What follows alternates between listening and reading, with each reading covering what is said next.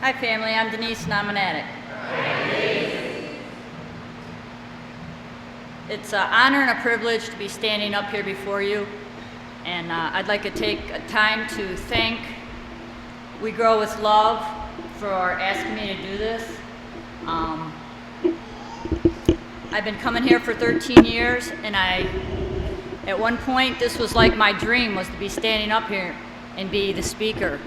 And after doing workshops and sharing honestly and actually doing the next right thing, they actually asked me to do it. And it's an honor and a privilege beyond what you could ever dream, you know.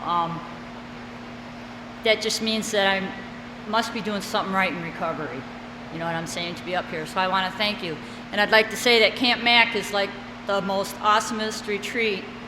That I love it. I love it. This is my one thing I do every year for myself and for my recovery, and it's a dumping zone for me.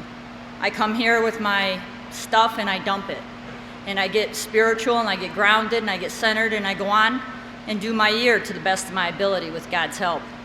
I hope I don't offend anybody. My higher power is Jesus Christ. That's who I refer to when I'm talking about who saved me, who gives me strength, who guides me. It's Jesus Christ. So just so I disclaim that right off the get. My name is Denise. I am an addict. I don't like war stories, so I'm not going to go into a bunch of mine, because you know what? It's not about who I was. It's about how I stay clean and who I am. So I'll qualify myself real quick, just so you know that I do belong here and I am one of you, but I'm not going to hang out in that arena because I really don't care for it. It does nothing for you, and it really does nothing for me. I started using when I was 7 years old. And I know that sounds ridiculously young, and it was. But I lived next door to a registered nurse, and she ran a nursing home with elderly patients. And when they would expire, she would bring their drugs home and throw them in a box. And her daughter was my best friend. And I would go through the box, and I would find the drugs in the PDR, which is the physician desk reference book that tells you what drugs are and the effects. And then if I liked the effects, I would eat those drugs, or I would steal that bottle. And this went on for years, you know, and she never missed them until her husband overdosed, and then the box had to go. And by then I was much farther off than a box of, you know, pharmaceuticals. But I started just with easy Darbyset here and there, and I went on to do speed and stuff. And then my brother was heavy into drugs, my older brother. I lived in a very dysfunctional alcoholic family. My mother and my stepfather were stone alcoholics. My brother was a drug addict. And I was the one that always kept everything together. No matter how young I was, I always kept it together. There was a lot of fighting in my home. A lot of fighting, and the police were always coming. They'd confiscate our guns. They would take us children and my mother out of the home and leave the drunk in the home back then. You know, that's back in the 70s. So it was really different, but that's what I grew up with. My house was a fence. My house had drugs going out of it, and this is what I grew up with. I wasn't allowed to go to any school activities. I wasn't allowed to go to prom. I wasn't allowed to do anything normal children could do. I had to clean the house, do the laundry, and take care of everything, because my mom was always in the bar. By the age of 15, I was full blown, and I would get most of my drugs from my older brother, who was a drug dealer. You know, I'd either steal them, or his best friend told me if I sold 10 of these, I could have 4 of those. So that sounded like a great deal to me. It sounded wonderful. So I started dealing drugs when I was really young, because that's how I paid for my habit. And after a while, by the time I was 12, my brother knew I was into drugs, and he started helping me. He would give them to me on a regular basis with no problem, with no questions. And at 12, I was in 6th grade, and I was in class, and I was so drunk that I fell out of my seat during a spelling bee. I was so wasted, and I got 3 days suspension for it. Now, this is 6th grade. They suspended me for 3 days, and I came back and I got into a confrontation with a girl, and I got 3 more days for fighting because I beat her up. And I came back from that, and I got caught smoking, and I got 3 more days. And they just wanted me to get the hell out of the school. You know, they had had enough of Denise, and they passed me, by the grace of God, But that was in 6th grade. That was just the start of me and my addiction. And I didn't see that I had a problem. And when I got into 7th grade, I found this wonderful drug called Tab T. I really, really liked it. It was like double-done cocaine base. So I was eating them on a regular basis with some mescaline and other stuff. And I can't even recall 7th grade. 8th grade's a blur. In 9th, I changed schools and moved up north. My mom threw me out of the house. At 15, my mom said, "You gotta move, I can't take care of you." And I'm thinking, well, that's funny, I've been taking care of you, but okay. And so I had to move up in the middle of the woods, because they thought if they stuck me in the middle of the woods, I couldn't get drugs, and that would straighten me up. Now, they didn't do anything to help me get off my drugs. They didn't do anything to change that part of my life. They just stuck me in the middle of the woods, and I'm a city girl. I'm Hasididi. I am high maintenance city girl. So to put me in the middle of the woods was really hard. I do hunt, fish, and trap, so I did have those, things about me, so I wasn't real lost. But once I got up there, then I had to rely on UPS to bring me my drugs in order to continue my drug dealing, and that's what I did. They weren't as strict as they are today. Today you couldn't do that, but back in the day, UPS would deliver you a pound of weed right to your door with no problem, seriously. And so I continued to deal when I moved up north. I stayed at my father's for a couple of years, and on my 17th birthday, he packed everything I owned in my car and said, "Get out." So I was homeless. And I really didn't want to be homeless at 17. I didn't have a clue, because I was always so stoned. I really didn't learn anything. When you start using at such a young age, you don't develop emotionally, and you don't have the tactics to deal with life on life's terms, because you're still stuck at 7 or 8. Wherever you started using and deadening all those attributes that you form, I didn't have them. I had no coping skills whatsoever. So here I was, just a little girl locked into a young woman's body. I didn't see that my addiction was out of hand. My father kicked me out. I was living in my car under a tree at a gas station, and I was living on a half a sandwich and a half a can of pop a day. That was it. I wasn't working because I wasn't clean. I couldn't get clean, and I had no idea how to get a job or anything. I had never had a job besides when I was younger. I worked as a stock girl till they caught me stealing their wine, and they fired me. My biggest job was drug dealing. That's what I did. That's what I was. That's all I knew. And when I was living in my car, it's amazing what it will do to you as a person when you live in your car, because you actually know what humbleness is. You know what humility is, And I was in the bar drinking, shooting pool, and I had won like $65 off these 3 guys. Now, mind you, I'm homeless, I got no money, I'm hungry, and I'm just trying to hustle a buck, right? So I shoot these guys pool, I make $65. And they're not happy that they owe me $65 for the pool game. So they say, "Hey, you want to blow a joint?" I go, "Yeah, I'll blow a joint." Not even thinking, not thinking a thing. So I leave and I jump in their car and we take off, and we blow a joint. They end up kidnapping me. They take me to Grand Blanc, Michigan. That's a city in Michigan. And they rape me and they beat me and they leave me for dead in a hotel. And the man that ran that hotel found me and called the police. And I was beat really bad. And that terrified me so bad I didn't come out of my room. I just shut myself in the house. I broke up with my boyfriend. I cut off all friends. And I was scared that they were going to come back and get me because they knew where I lived. I lived right next door to the bar, and they knew it. And it changes you when you get violated like that. You change. I mean, you change immediately. You don't have a choice. It's just something that happens. And for 6 months, I just buckled down. I never told anybody. I just stayed up in my room looking out my window, terrified that they were going to come back and get me. And I didn't see the unmanageability that alcohol and drugs played in that situation. You know what I'm saying? I didn't see it at all. And at 19, I moved down to the city because I needed to be in the city. I'm a city girl. That's what I needed. I needed out of the country, out of the sticks. And so I moved back to the city, and I moved in with a guy that I hardly knew. And I ended up pregnant, and he ended up beating me until I walked to the hospital. I had a miscarriage. Okay? So After that miscarriage, and drugs played a huge part in it, huge part. We were always stoned on PCP. We really didn't even know each other or each other's middle names, you know. But when that occurred, that beating, my girlfriend's mom gave me $700, the keys to her car, and she said, you need to leave state. Because I had just done an armed robbery at Pickwick. It's a little convenience store in Michigan. And I'd just done an armed robbery there, and they came to the house with a warrant to her house. And so she gave me $700, keys to her car, and said, please leave, they're gonna come back for you. So I did, and what I did is, I got real high that night, and I took a dart and I threw it at a map. And wherever it landed, that's where Denise was going. And it hit Texas. So I was off to Texas. Geographical change, you know, sometimes we do that. So that's what I did. I moved to Texas.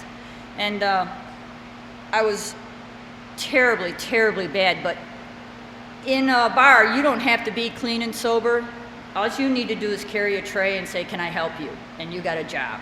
So I moved to Texas and I got a job in a bar called the Animal House. And just as the name is, that's what it was. It was the Animal House. And it was on Fort Hood. It's a Army base down in Texas. And I was living there, still doing drugs heavily, still dealing drugs heavily, drinking like a fish every day. 151 rum had become my best friend. I just wanted to deaden all that pain that I had been going through. And I was running and hiding from that guy that had beat me, that I lost the baby from. And my mother gave him my address to my house in Texas. One day I was cleaning the living room, shaking my rugs outside, and he showed up on my front porch. And you talk about fear, and you talk about realization. I went through some changes at that moment, because there stood the man that I was running from and hiding from. And the only person that knew where I was my mom. And my mom had given that man my address. And he came after me, just like he promised me he would. And at that moment, I mean, I was terrified, and the best thing I could do was invite him in and befriend him, because anything else would have been not good. So that's what I did. And it ended up really ugly. He ended up attacking me down there. But the good thing was my brother was down there, and he was SP-14 in the Army.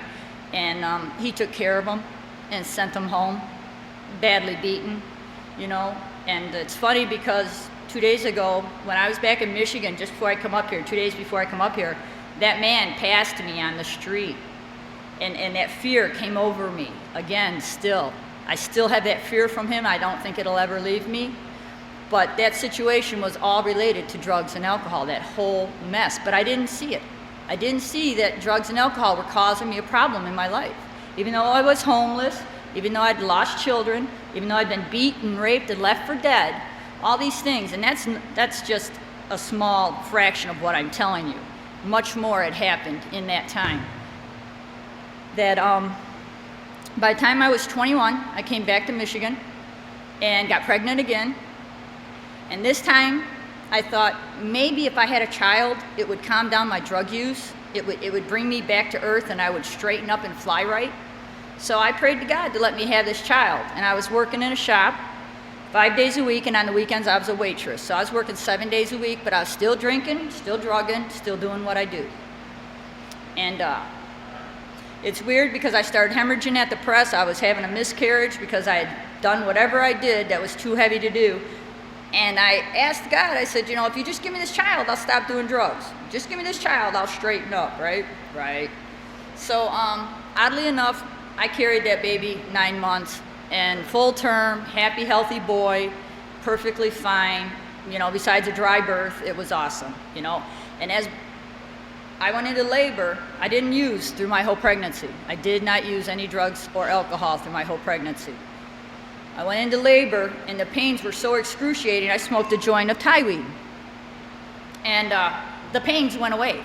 They went away. It was, at that time, I thought it was cool. What I didn't realize is that because I smoked that joint when I was in labor, I stoned my child. And my child no longer was coming to the birth canal and was no longer coming out because he was in there stoned. So 18 hours later, with a lot of walking, he dropped down into the birth canal. He must have came down off the joint, and I had him naturally. But the minute he was out, I was in the bathroom smoking a joint. So when they brought my child to me, I was so stoned, I was like, oh my God, get that thing out of here. Oh my God, he just looked like some creature, you know? And they're all looking at me like, wow, lady, you just had this child, this beautiful child. And I was freaking out.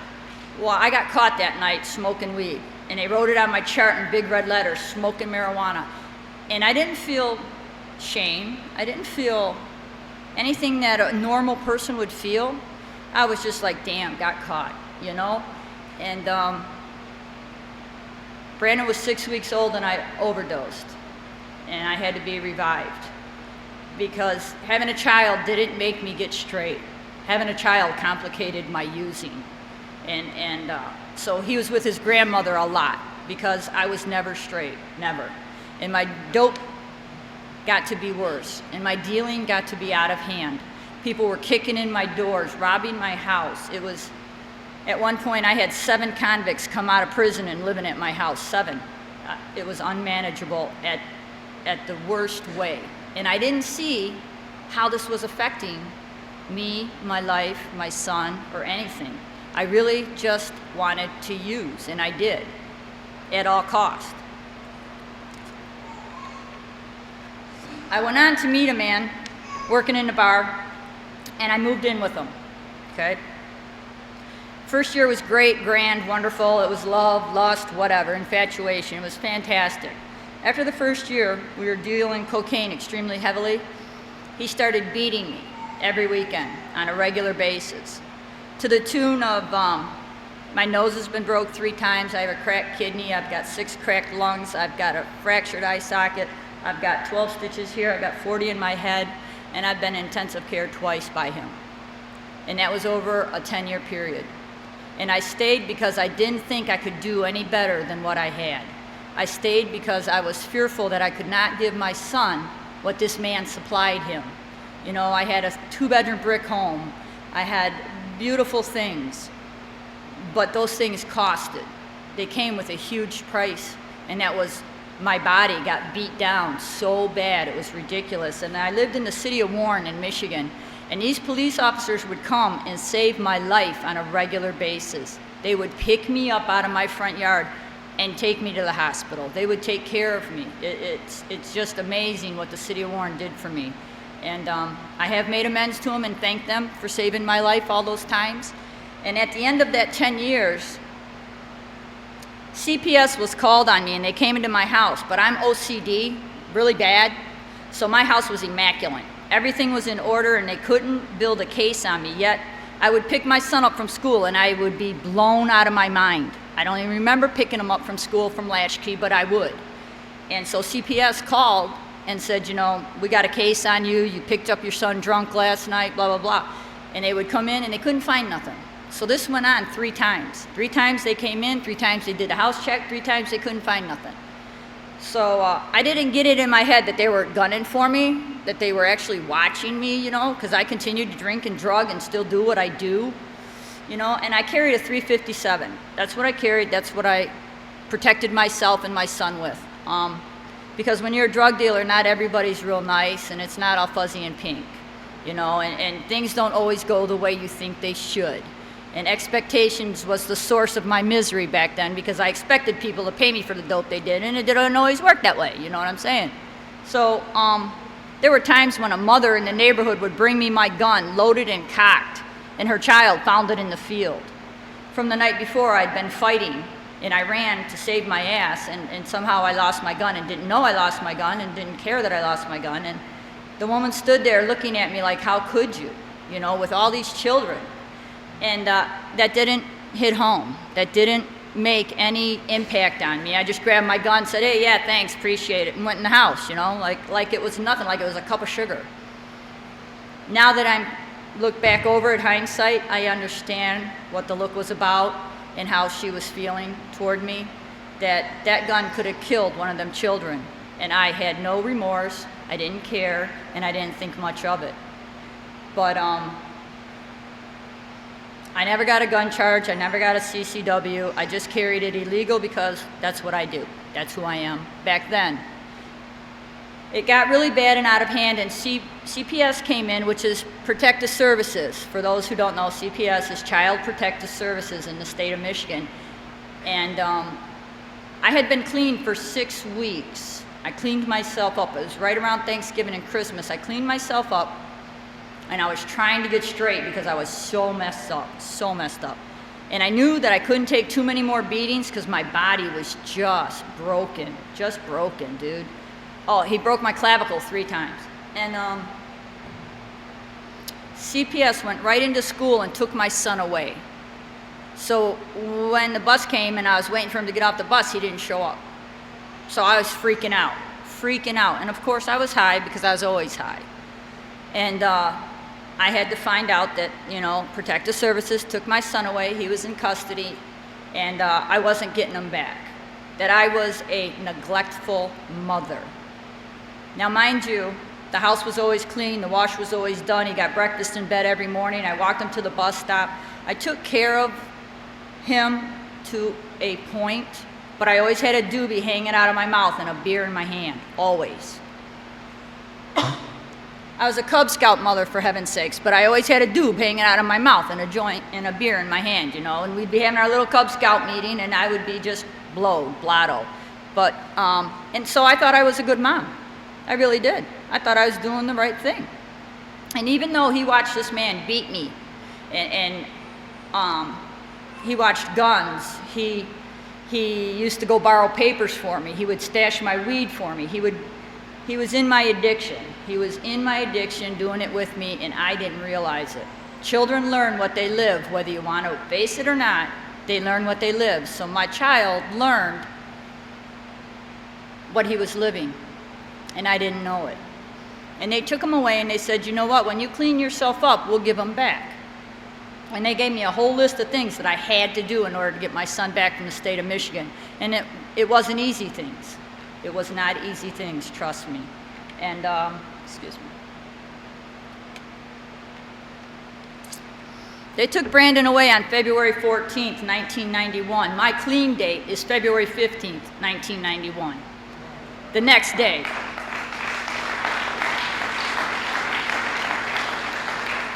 Some women go out for one more run. Some women have to have one more hit, one more this, one more that. The fact that state of Michigan took my son away and had that kind of power in my life drove me to get clean with a quickness. And I flipped out when I was in court and they took my son away. I flipped out. I lost it. I ate a bunch of Valiums. I become very aggressive and ruthless and not myself. I became very rude and obnoxious. And my mother put me in the car and drove me to this hospital called Cottage Hospital. It was a psychiatric hospital. I guess she thought I was nuts now. And so she does like a drive-by. She pulls up to the emergency, she opens the door and shoves me out and takes off. This is my mother, okay? When I come to, I am handcuffed to a bed in the mental ward. Now mind you, I wasn't mental, I was having a little breakdown, I got a little unruly, but I was far from mental. Because everybody in there was doing a Thorazine shuffle, and I was trying to come off of drugs, and they were all stoned on drugs, so it was real hard, because everybody was stoned, and I was coming off of a 15-year stone. So it was really, really hard.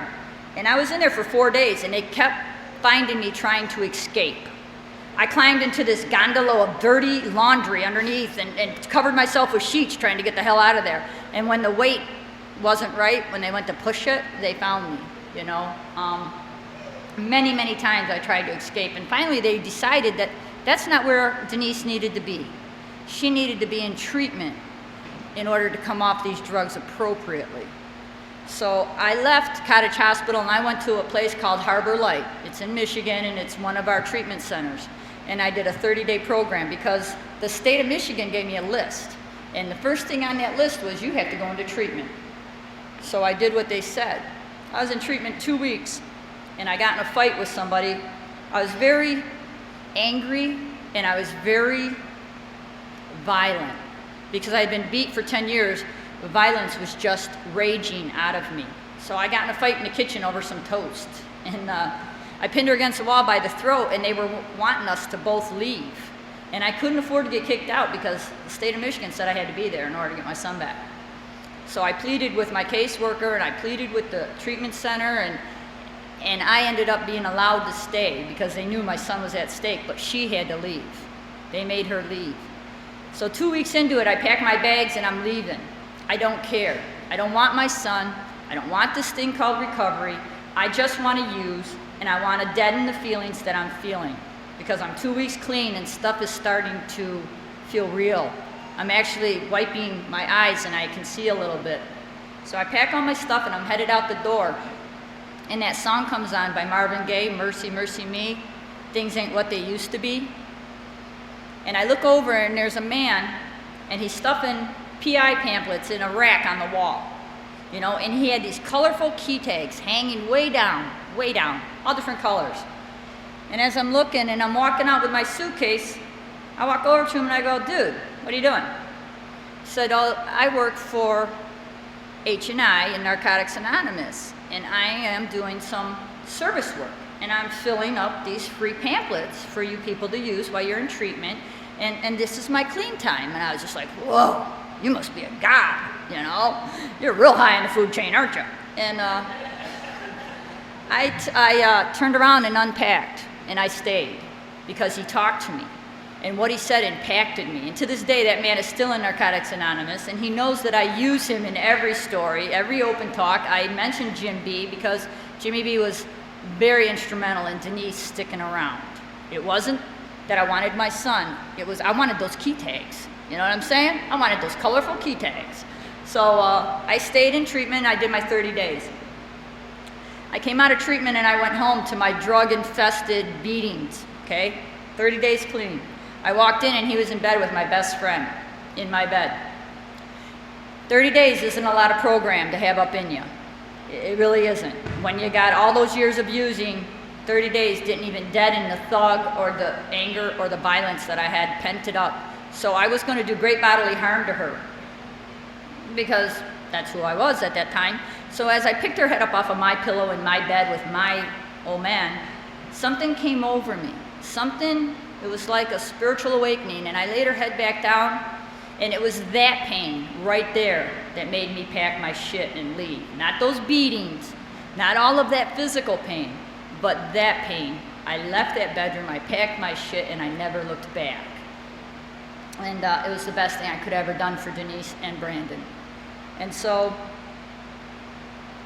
with all of that, I moved into a 3-quarter house with 7 women. Okay? I don't like women, never have liked women, I do today. Back then I didn't like women, I didn't trust y'all, I just found my best friend in bed with my own man, so you guys were really out there, okay? I get along with guys great, of course. What woman doesn't? So, move in with 7 of you was really hard. It was really hard. So I moved into this place called the Leonard House. It's in Warren, Michigan. And oh, by the way, they barred me out of that city. I'm not allowed to live in the city of Warren in Michigan ever again. When they had me leave, they were glad to see me go and said, please don't come back. And I said, okay. But I lived in this 3-quarter house with these women, and in this 3-quarter house, we had structure. We had to go to meetings 5 days a week. We had to be in therapy. We had to have a job. We had to do drug testing. We had to do house meetings with other women. So I had all these had-to-dos, and I did every one of them. I didn't skip a beat, miss a beat, nothing. The biggest hang-up was I dressed like a biker. I still do. But I dressed like a biker, and it was a Catholic home with priests and nuns. And my shirts, you know, tight butts drive me nuts. They just didn't go over well, you know what I'm saying? And give me head till I'm dead. The father about died on that one. So they made me sit down and sign a contract that I would get rid of all of my clothes, that I would stop dressing like that. Well, of course, you know, I couldn't afford to do that. So I bought a long trench coat that went to the floor. And it'd be 90 out, and I would have this long trench coat on, you know what I'm saying? And so I could wear what I wear without violating the father's rules. Well, I got busted with that. So they were going to throw me out. And so I signed another contract and said, okay, I give up. I won't ride no more motorcycles. I'll stop riding I rode with a gang. It was a clean and sober gang called the 5th Chapter, but still I rode with a biker gang. And they would pick me up at the house, which was a huge no-no. You know, all these Harleys pulling up. Hey, Dee, come on, let's go play. It was old behavior, and the father didn't like that. So I had to stop all that, and I did. Anything that you told me to do, I would do to get my son back. Didn't matter what it was, I wanted my son back. So within 9 months in the state of Michigan, I got my son returned to me full custody.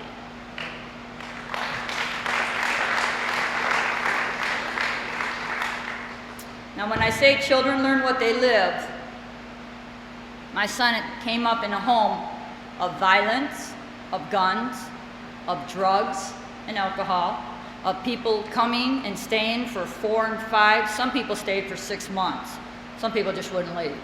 And so this was his home life. This is what he knew. He grew up in Narcotics Anonymous because he was 7 when I lost him.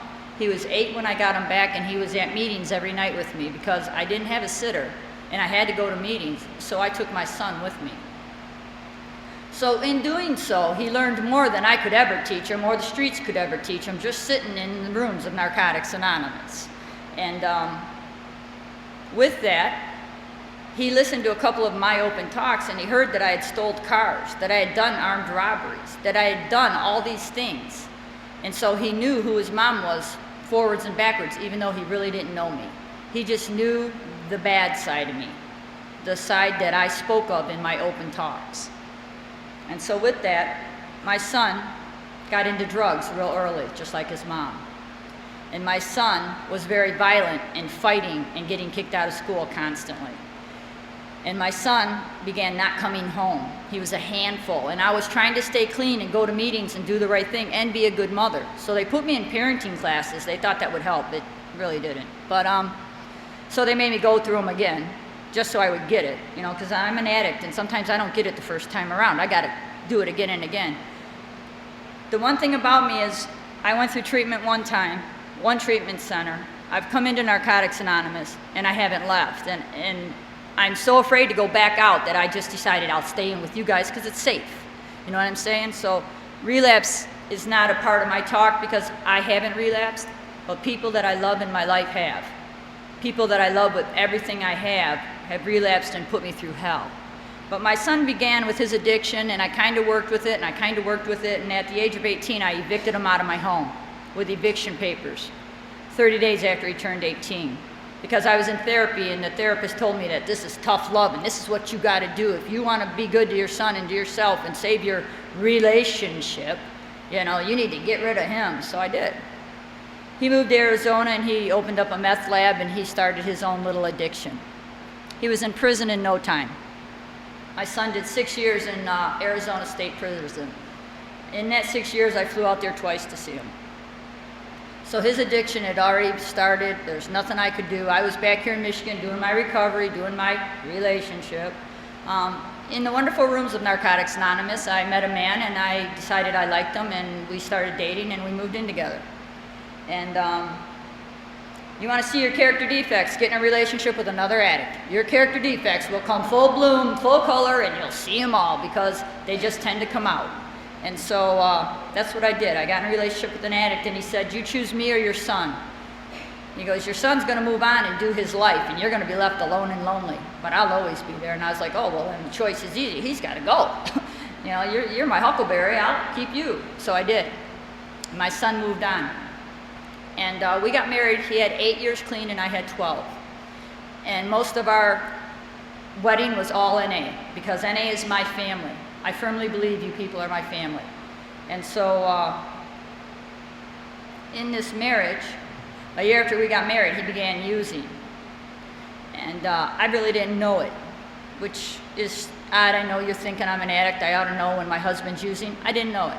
Okay, I was so busy doing Narcotics Anonymous and having sponsees and doing women group and dances and activities and H&I that I just never really paid attention. I just never knew he was using. So when his using got out of hand, because it does get out of hand eventually, and my eyes were opened, I went to the tables of Narcotics Anonymous, and I said, well, God, Dee, that's easy. You gotta leave him. You just gotta, you know, if my old man uses, he's out. And I looked at the woman and I said, Vanessa, who do you think pays half the bills in my household? Who do you think supports me? Who do you think pays for my car payment? And you want me to just put them out. Well, it isn't that easy. It's not that cut and dry when you're in a relationship. Because at the vows, you say you'll stand by somebody through sickness and health, better or for worse, till death do us part. Those are part of the vows that you take. I took them serious. So I was willing to stand by him to the best of my ability. And his using went way, way, way out. Now, a lot of people know my husband. He came to Camp Mac with me. We came to Camp Mac before we got married. We came to Camp Mac after we got married. He's came to Camp Mac 2 years in a row using the whole weekend. And you know, I felt a lot of guilt and shame, and I just felt terrible, but it wasn't me, it was him. And I had to separate the two, that people are not going to judge me by who he is. I am who I am, he is who he is. He's in jail right now because he just didn't get it. And this was a simple alcoholic. And he hooked up with somebody on a relapse, and they showed Patrick all different ways to get high, you know, and he totaled 3 cars. And I stood by him. I stood by Patrick's using for 7 years. I would go to the tables at Narcotics Anonymous crying about my husband using, and I just don't know what to do. And, you know, there were times where I put a knife to his throat and was going to kill him. I was. He was so wasted, and he was standing there, and I was just, it was just a struggle every day to stay clean in a house with drugs and alcohol constantly in my home. Your home is supposed to be your safe haven, and he took my safe haven and made it unsafe for Denise. So I began packing a bag and staying at anybody's house that would let me. I became a vagabond with clean time and a good job. I went to college for 5 years because Narcotics Anonymous told me if you get enough clean time, you can go to college and get a degree and be somebody. And I was like, well, shit, that sounds good. I think I'll do that. So I did. I went to college and I became somebody, and I worked at a prominent hospital in Michigan, and I had a really good job and made good money. And it was only through going to meetings and doing the next right thing that all that occurred. So I could afford to support myself, but the fear of being alone will keep you down, because the fear of unknown and not trusting will keep you in a sick relationship. And I've seen it because I've done it, clean. And I would go to the tables of NA and I would be crying my eyes out. I can't do this, you know, he's using, he did this, he totaled the car last night, you know, and they would say, well, just leave. You need to just leave, Dee. And I would look at them and say, yeah, you're right, I do. But I wouldn't leave, because I didn't know how. I didn't know where to begin. You know, after 15 years, you acquire all this stuff. I don't know where we get stuff, but you acquire it. And I didn't even know where to begin to get a divorce or any of that. I had no idea. And you know, the only thing my sponsor would tell me is, you need to leave him. You need to leave him. That was her good words of advice. And I was like, you're right. I know, but he's an addict and I'm going to stand by him. And I would pick him up off the floor and put him to bed. And I would clean up all that puke. And I would put the car in the driveway. And he finally did a hit and run on our street and took out 3 cars and come home and parked in the driveway and came in the house. Well, I was in bed real sick, and I had looked out my front door, and the whole house was surrounded with cops with big guns. Now, it reminded me of when I was using, because they'd done that to me before when I was using, and I understood why they'd done it. I'd just done an armed robbery, and I knew why they were there. They were there for me, so I understood that. This time I'm looking out, and I really don't understand it, because I was in bed sleeping, but I knew it wasn't me. I knew I was clean, I was working a program, and I was in bed. So I opened the door and I said, Mr. Officer, come on in. I welcome you to my house, and he's in there. You know, it's not me you want, it's him. And they took him away. And it was funny because his sister's a police officer, and she pulls a lot of strings, a lot of strings. Them officers came back to my home that night and woke me up and said, Patrick needs socks. He's in his cell and he's cold. And I'm clearing my eyes and I'm like, are you for real? You want me to get Patrick socks? And they're like, yes, please, get him some socks. And I'm thinking, son of a bitch. Nobody cared if I ever had socks, you know what I'm saying? So I got him some socks, and everything was good. He got out and bond. The next morning, I went to the jail, and on the steps of Roseville Police Department, I served him with divorce papers. The only thing that happened there was I picked up somebody in Narcotics Anonymous that was a lawyer, and he was a crackhead. So I had a crackhead lawyer doing my divorce pro bono because I didn't have no money. but he couldn't stay clean. He just couldn't stay clean. He's always out smoking crack. So my divorce took forever. And forever. I think the man might have 6 months today. I'm not sure, but you know, I keep praying for him. But and I handed Patrick the divorce papers right on the steps of the police department and walked away. You know, and it took everything I had to do that. Everything I had.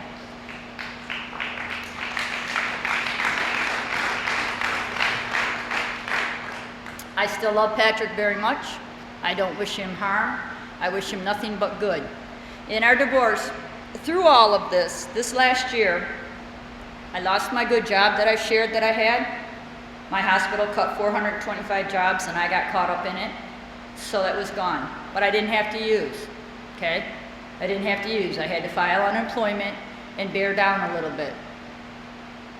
My house went into a chapter 13. I lost my house, okay? But I didn't have to use. Even though it was the house I love and I lived there and it is my castle and the bank now owns it, I lost my home and I lost my employment. I didn't have to use. My son had gotten clean when he got out of prison, and he got some clean time behind him, and he started going to this real prominent school to be a minister. I guess you guys know people find God in prison, and he really got with them and came out and wanted to be a minister. So my husband's sister paid for everything and put him in college, and he relapsed. And on a weekend relapse, he racked up 2 life sentences in 3 counties. And against Patrick's will, I put my house up, I put my bike up, and I put my girlfriend's car up to get him out on bond. And I bonded him out, and at 3 a.m. I was bringing him home, and he looks at me and he goes, "Yeah, I'm going to take off and go back to Burville." And I'm thinking he's going to abscond, you know, because he'd already absconded from Arizona to Michigan because he wanted to see Mom, and he had to do 3 years for that absconding. So I'm thinking he's going to bolt on me, and I'm going to lose my home and my motorcycle, which was my prized possession, you know, and my girlfriend's car. He did not end up jumping bond on me. He got arrested 2 days later, thank God, on another charge, and they threw him back in another county jail, and I didn't bond him out this time because the fear that I had that he was going to run on me, even though I'm Mom, even though he knows what Mom did for him, we're addicts, and we really don't care when we're out there. So it wouldn't have mattered that Mom lost all of that. He would have still done what he was going to do. So I lost my son. I lost my son to the Michigan Department of Corrections. He got 8 to 20, and he served 3 years so far, and he's got a few to go.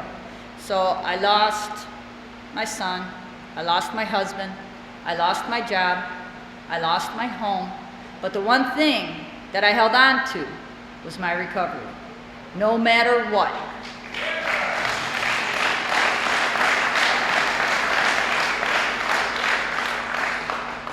And when things are hit the hardest, when you're hit the hardest with things in recovery, you tend to pump up your meetings. I was at meetings 5 days a week. You know, and people were saying, "Wow, you got 18 years. What are you doing at meetings 5 days a week?" And I'm like, I need to be here. I need to be here because this keeps me clean. You know, when I go home, Patrick's on the couch and he's wasted on Vicodin and he's shooting heroin and he's drinking, and I just need to be here. You know, and so I pumped up my meetings and I picked up 6 sponsees because, you know, somewhere it says step out of yourself and help others. And that way you're not always checking your own temperature. So that's what I did. I picked up 6 sponsees, and God, they ran me ragged. Love them to death, but it kept me busy, constantly busy.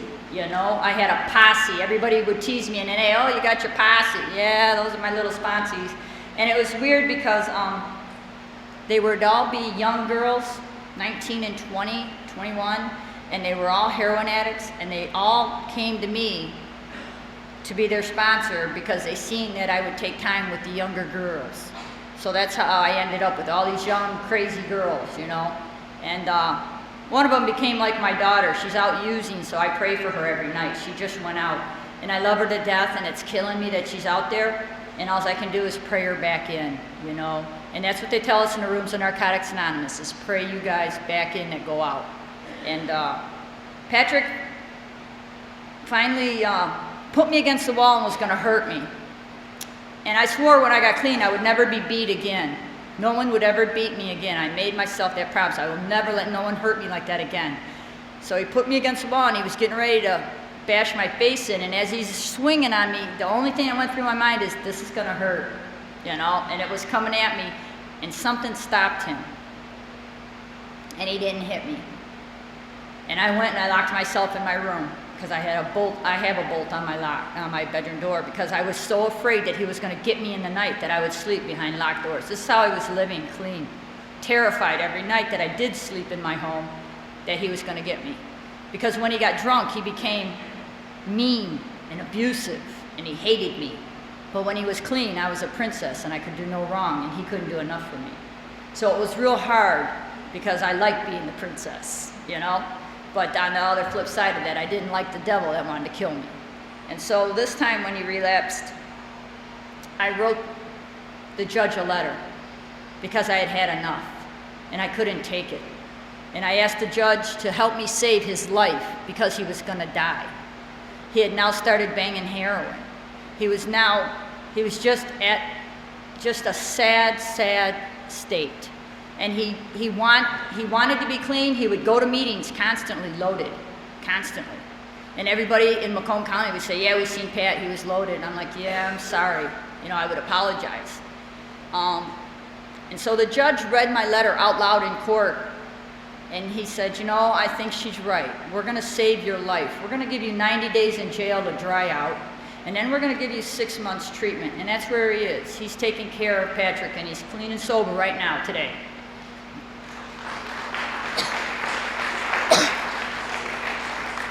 The one thing you gotta know is, I didn't have self-esteem, I didn't have self-respect, I didn't love myself, because if any of those things I would not let a man beat me. So I didn't come into NA all loaded with all this good spirituality and love. I didn't have none of that. Remember, I started using when I was 7 years old, so I didn't have what normal women have. I didn't have it. So it took me a lot of work to build those things inside. They tell you all the time around here that it's an inside job, and it really is. Because you can't love another person until you love yourself. But we'll try. We'll damn well try, because I did, you know. I kept changing boyfriends when I first got here, and I thought, man, I just keep choosing the wrong one. Well, it wasn't them. The common denominator and all of that was me, and I just never looked at it. But at 3 years clean, and I know that's a minute in NA, at 3 years clean, I got honest. You know, I came in wearing a leather, I would pack, I was hard ass, I was totally biker, totally thug, totally ruthless. I didn't fit in with none of the women, because I didn't like women, and they didn't like me because they were scared to death of me. So here I was, totally inept, nothing, didn't know myself, didn't care for myself, let a man beat me for 10 years, so I didn't care about me. But I was clean. So my first 3 years, I spent a lot of time trying to get with Denise, just trying to figure out who I am. And I still had reservations. I still thought, when I get my shit together enough, I'm going back to the way I was. I'm going back out when I get Brandon straightened around and everything good. Well, at 3 years clean, I wanted to kill myself. I was very suicidal. I didn't want to use, but I didn't want to live. And I was at a meeting of Narcotics Anonymous in a basement of a church, and I actually cried. I had never cried a tear, because if you see me cry, then you would know that I'm vulnerable and that I'm soft and that you would take advantage of me. So I kept up a hardcore, hard-ass image until that 3rd year rolled around, and I was ready to take myself out. And how my higher power works in my life is, I wrote my letter, I was ready to slit my wrist, I had my razor blade, everything was in order, I'm OCD, even in my death. So, you know, as I was getting ready to perform my little act, The phone rings and I answer it. It's my brother who lives way up north. And he was in the city and he was drunk and couldn't drive or walk or function, and I had to go rescue him. Rescue? Huh? That's me. How come? So I totally put my stuff on hold. I went and rescued my brother. I took care of him. I brought him home. I got him up north, blah, blah, blah. And that moment passed, and I didn't want to take my life anymore after that. It was God working in my life. But at that point, I had to get rid of my reservations. I had dropped to my knees in the pouring rain and asked God to remove my reservations that I had. The ones that said, maybe I could go back out. To remove the obsession and compulsion to use. And he did, at 3 years clean. And I got into a women's group. I'm a firm believer in women's group. I've been in the same women's group for 12 years. And we're still together, and we're still strong. And we know each other better than we know ourselves, because we've been together that long. And in this women group, we don't do NA stuff, because I'm not with just NA women. I have a teacher, I have a woman that runs a corporation, I have me as an addict, and I have another addict. So it's kind of balanced out, 2 normies, 2 addicts. And we do stuff like healing the child within, working on our codependency no more, because I'm very codependent. I was. Working on issues like relationships with our mother, our father, with our loved ones, everybody, our co-workers. All of us struggle with relationships in recovery because we never really learned how to do them. And I certainly didn't. You know, if you weren't beating me, you didn't love me. So, you know, to find a healthy one was really odd. And Patrick was the most healthiest one I've ever been in. You know, he had 8 years clean, working the program when I married him. So he was firm in recovery. It's just that sometimes things happen and people change. I go to Narcotics Anonymous, and that's where I get my peace, my serenity. That's where I get my guidance, my love. My higher power is with me at all times. He guides me, he takes care of me. I just buried my father, who was like my best friend, and I didn't have to use. I didn't have to use. And a week after I buried my father, my mother was diagnosed with colon cancer, and she's very ill right now, and she's on her way out. And you know what? One thing about it, I don't have to use. I have to step up on my meetings. I have to get down on my knees. I have to work the steps harder and be more vigilant with my recovery so I don't use. But you people have showed me in the rooms of Narcotics Anonymous that no matter what happens in my life, I don't have to use. I've been homeless. I'm jobless, lost my marriage, lost my husband, lost my son, buried my father, my mother's on her way out. And through all of that pain, the one thing I know, that you people will hold me when I need help, you people will call me on my shit, you people will take care of me when I need it. I come to this retreat because I handle my big ticket items at Camp Mac. And what I mean by that is rape, incest, molest. Those are big ticket items in my life. Those are things that you can work on and continue to work on, and until you thoroughly have worked on them to somebody's, you know, I don't even know what gauge it is, but I had to work on them numerous times, write numerous letters, and do a lot of crying and praying to get through them. And I did that all at Camp Mac, okay?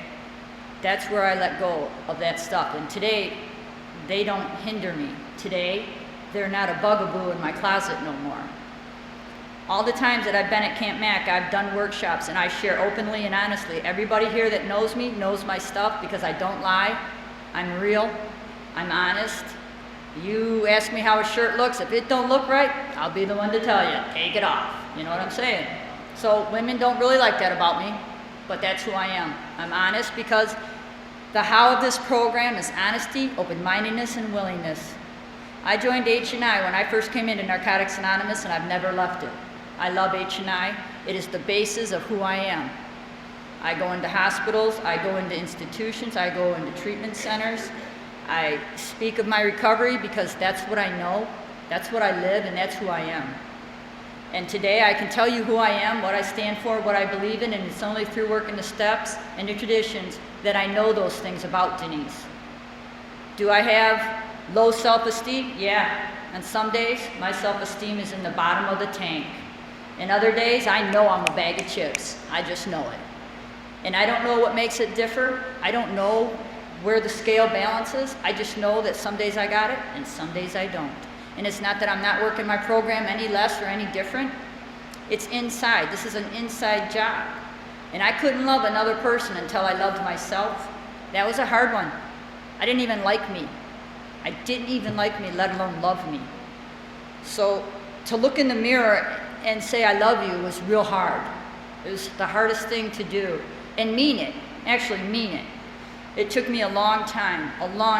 And finally, eventually, I started to like myself. I didn't just love myself right off the get. It doesn't happen like that. It's a slow process, just like recovery. And things are baby steps in this recovery process. And so, learning to love myself was really, really important because I couldn't even love the man I was sleeping with, which I always claimed to love him, but actually I didn't love me, so how could I possibly love them? And when I did finally learn to love myself, it was the best gift that I could give myself because I actually got self-esteem, self-respect, self-love, all the things I was bankrupt and didn't have and didn't know what it was, I had obtained through loving myself and working on myself. And it was only through sticking with Narcotics Anonymous that sponsors would enlighten me. And I've changed sponsors like you wouldn't believe. I picked up a sponsor last year here. I hardly call her, hardly at all. We're so different that, and I didn't realize it. It's very important to get a sponsor that you gel with, not one that's condescending or puts you down or tells you what you're not. You know, and if you have a sponsor like that, you need to change it. You need to get a new one because she's not for you. She's against you. And sponsorship is one of the most important things in my recovery. I've been clean for 19 years.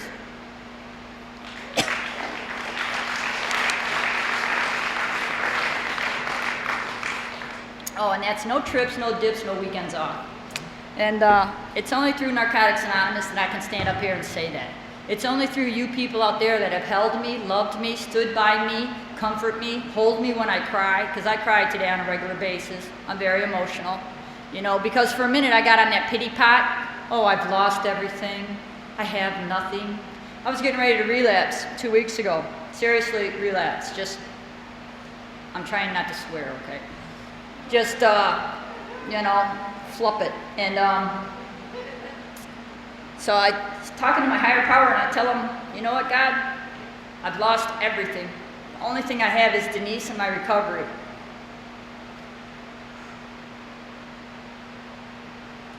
And at that point, Denise didn't seem so important, and neither did my recovery. So I was going out, because then I would really be in the bottom of the barrel, and I would really be broken. Because I have a hell of a spirit, and it's hard to break it. And so I'm telling my higher power this.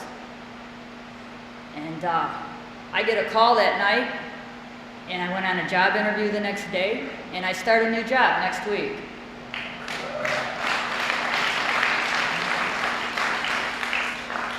And that's what I needed. I needed to know that I was worth something, that my life would go back to structure. Because when you're not working, you have no structure. Yeah, you can pump up your meetings, but your self-worth takes a hard hit. And you feel less than, and you feel worthless. And my family tells me I'm less than and worthless on a regular basis, so they just underscore what I always thought. And so I didn't want to stay around and play with you guys no more. I was going out because I had it. And I didn't know how to make all these loose ends that I got out there into a bow, you know? And to this day, I keep gratitude lists because I have to have them. Because if I don't have them, I forget what God has blessed me with in recovery. I tend to just not be appreciative of the warm bed that I have or the shower that I can take, you know. I don't forget where I came from. I know I lived in my car and went hungry, you know, so I feed the homeless every New Year's Day down in Detroit. A bunch of us get together and we go out and we feed the homeless, and I do that religiously, and I've been doing it for the last 18 years. And that keeps me humble, it reminds me of where I came from. You know, when I'm sitting down and I'm eating with 3 prostitutes, 2 bums, and a heroin addict, still got a spike, keeps you very humble, keeps you very real. So I continue to do that because it continues to remind me. Same reason I go into treatment centers. That person with 1 hour clean reminds me why I stay clean. You know, coming here is like a recharge for my spirituality. Because as the minute you step on these grounds, you can feel the energy, you can feel God's spirit, or whoever your higher power is, God bless you. You can feel the spirits, you know, and this is where I recharge, I get it, and I go. It's kind of like a hit and run, you know what I'm saying? And I love the people here, and they love me. And they asked me to do this because they seen something in me that they wanted me to share with you, and that's what I've done. Thank you.